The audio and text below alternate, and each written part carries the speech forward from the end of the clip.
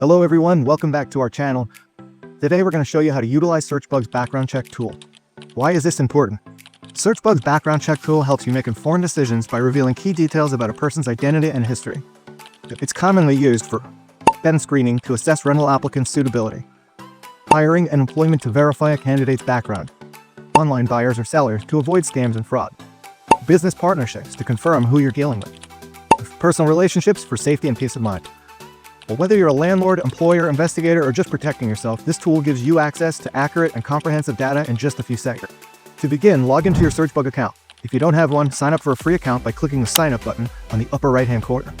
Then, navigate to Find People tab, then select Background Check. Next step will be to enter the subjects: first and last name, date of birth, key piece of data for identifying the correct individual, last known address including city, state, and zip. This is optional, but it helps the investigator identify the correct subject. If known, additional information such as phone number or email address can be provided.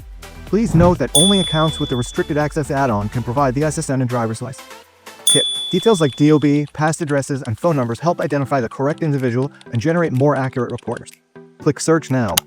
In just a few seconds, SearchBug will provide a comprehensive report with valuable insights, such as names and aliases associated with subject, 10 to 15-year address history, corporate affiliations and professional licenses, FAA certifications, aircraft, watercraft, vessels, bankruptcies within the last 10-15 years, state or federal tax liens, small claims, civil judgments, UCC filings, property ownership. If held in a trust or relative's name, property may not be listed.